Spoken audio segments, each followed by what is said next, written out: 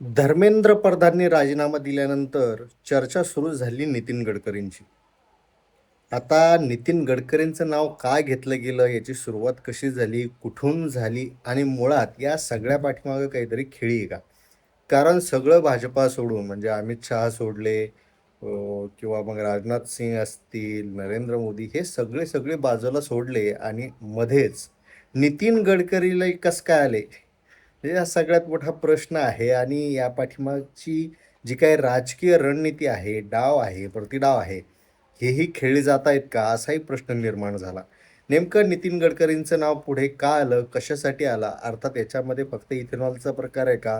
की आणखी काही आहे? या सगळ्या गोष्टी समजून घेणं गरजेचं आहे आणि त्या संदर्भात या व्हिडिओच्या माध्यमातून चर्चा करूया. नमस्कार, मी सूरज कुमार आणि तुम्ही पाहताय बोल बिंदास. अर्थात जर तुम्ही अजूनही आपल्या चॅनलला सबस्क्राईब केलं नसेल तर प्लीज करून घ्या. आता नितीन गडकरी यांना लगेच टार्गेट केलं गेलं. खरं म्हणजे जेव्हा प्रधानचा राजीनामा झाला, प्रधान यांच्या राजीनाम्यानंतर ध्रुव राठी चा एक व्हिडिओ आला. त्या व्हिडिओमध्ये त्यांनी जे काय सांगायचं ते सांगितलं आणि शेवटी इथेनॉल बाबा बच अशा संदर्भातलं वक्तव्य त्यांनी केलं.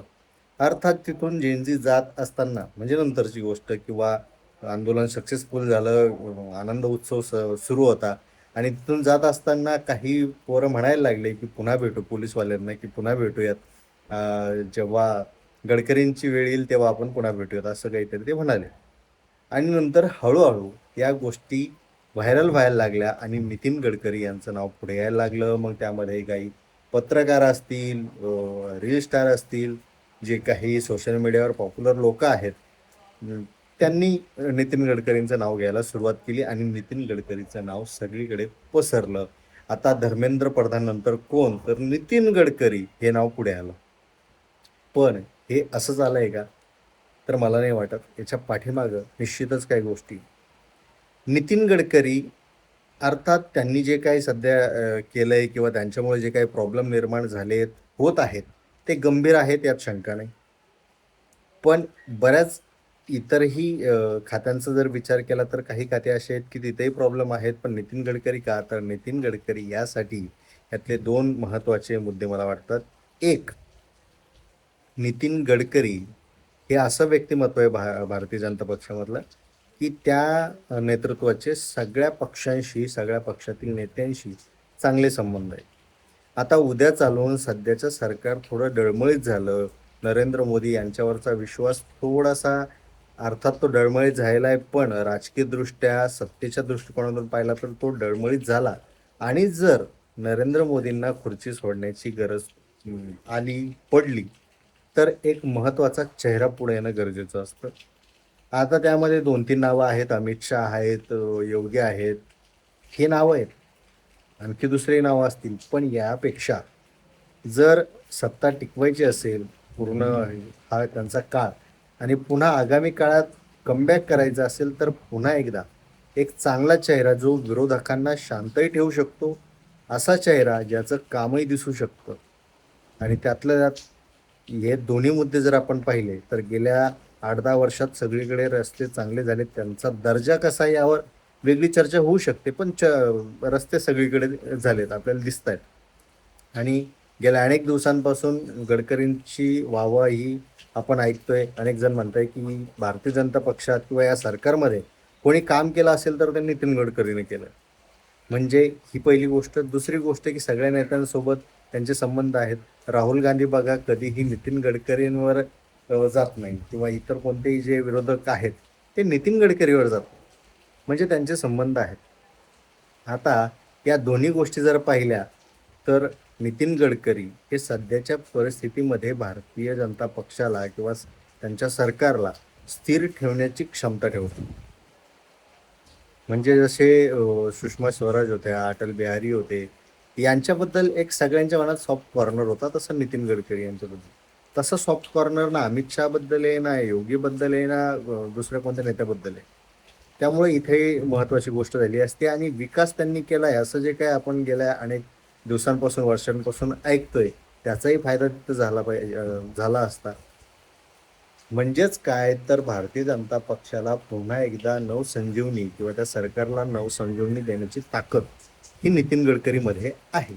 आता नितीन गडकरी हे यांच्यामध्ये ती जर ताकद असेल तर पुढचा राजीनामा जर नितीन गडकरींचाच घेतला तर पुढच्या शक्यताच पुसून जातात. जो एक नैतिक चेहरा जो म्हणतो आपण, जो लोकांना भाळेल, लोकांना पटेल, लोक ज्यावर आक्षेप घेणार नाही, विरोधक ज्यावर आक्षेप घेणार नाही, तो चेहरा नितीन गडकरी होते. आणि अर्थात त्यांनी आता जे काही वक्तव्य केले अशामध्ये ते वादग्रस्त वक्तव्य आहेत, किंवा वादग्रस्त म्हणण्यापेक्षा लोकांना न पटणारे वक्तव्य आहेत. इथेनॉलचा प्रश्न आहे, तेलाच्या जे काही समस्या आहेत त्यामध्ये त्यांनी पेट्रोलियम मंत्री नसतानाच उडी घेतली आहे. पुन्हा अनेक ठिकाणी रस्त्याचे जे काही दर्जा आहे त्या दर्जेवरही अनेक प्रश्नचिन्ह उपस्थित झालेत. त्यामुळं त्यांची एक इमेज डाऊन व्हायला लागली आहे आणि या संधीचा फायदा काही लोकांनी किंवा राजकीय गोष्टीतून घेतला जाऊ शकतो, म्हणून नितीन गडकरीचं नाव पुढे येत आहे असं मला यातून दिसतंय. दुसरं महत्त्वाचं गोष्ट म्हणजे महाराष्ट्राच्या राजकारणात वेगवेगळ्या उलथापालथ होत आहेत. यामध्ये देवेंद्र फडणवीस यांना केंद्रात पाठवणार अशीही शक्यता सगळीकडे बोलली जाते. आणि केंद्रामध्ये पाठवणार म्हणजे नेमकं काय होणार, म्हणजे मंत्रिमंडळाचा जो काही विस्तार होणार त्याच्यामध्ये त्यांना स्थान भेटणार आणि इकडे दुसरा मुख्यमंत्री येणार, इकडे शिंदे यांची वेगळी फिल्डिंग चालू, यावर आपण व्हिडिओ केलेत. पण अशी परिस्थिती निर्माण झाली तर महाराष्ट्रात मुख्यमंत्री करायचं कोणाला? भारतीय जनता पक्ष जर शिंदेंना देणार नाहीयेत तर आता यामध्ये तावडे यांचंही नाव आलं, पण तावडे यांच्याकडे ती जबाबदारी द्यायची का? किंवा बाकीच्या जे काही राज्यात निवडणुका आहेत तिथली जर धुरा तावडेंवर असतील, कारण त्यांनी चांगलं काम केलंय काही दिवसांमध्ये, वेगवेगळ्या राज्यांमध्ये जे काही निवडणुका झाल्या त्यामुळे त्यांनी चांगलं प्रदर्शन केलंय, त्यामुळे त्यांना ती जबाबदारी तिथून काढून मुख्यमंत्री देतील का याबद्दल शंका आहे. पण असं एक नाव नितीन गडकरी यांना मुख्यमंत्री पदावर ते पाठवू शकतात की महाराष्ट्र आता तुम्ही सांभाळा आणि देवेंद्र फडणवीसांना इकडे येऊ द्या. आता तसं जर असेल तर यामध्ये दोन शक्यता आहे, या दुसऱ्या कारणात दोन शक्यता.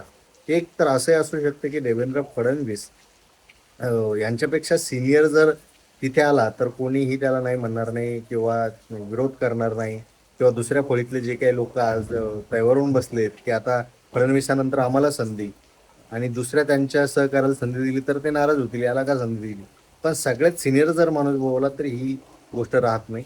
दुसरी महत्त्वाची गोष्ट, राजीनामा जर झाला किंवा राजीनामा दिला तर याच्यानंतर त्यांच्यावर कोणती जबाबदारी द्यायची? मंत्रिमंडळ म्हणजे मंत्रिपद दुसऱ्या खात्याचं देण्यापेक्षा महाराष्ट्रात पाठवायचं, अशा संदर्भातल्याही काही रणनीती याच्या पाठीमागे आहेत का? अशा अनेक संकेत याच्यामध्ये असू शकतात. अर्थात आता यामध्ये भारतीय जनता पक्षाचं इनपुट काय आहे, किंवा त्यांचं इनपुट आहे का, की विरोधी पक्षाची ही सगळी थिअरी आहे, की मग भारतीय जनता पक्षात या सगळ्या चर्चा चालू आहेत आणि त्या आधारावर ही गोष्ट बाहेर येऊन किंवा हा एक अंदाज बांधून विरोधकांनी गोष्ट पकडली, याच्या पाठीमागे वेगवेगळ्या गोष्टी असू शकतात. पण आपण जे कारणं सांगितले ते कारणं या पाठीमागे असू शकतात असं तुम्हाला वाटतं का, की दुसऱ्याच कारणामुळे यांचा राजीनामा मागितला जात असेल? आणि जर तसं असेल तर त्या कोणत्या शक्यता आहेत त्या आम्हाला कमेंट करून नक्की सांगा. धन्यवाद.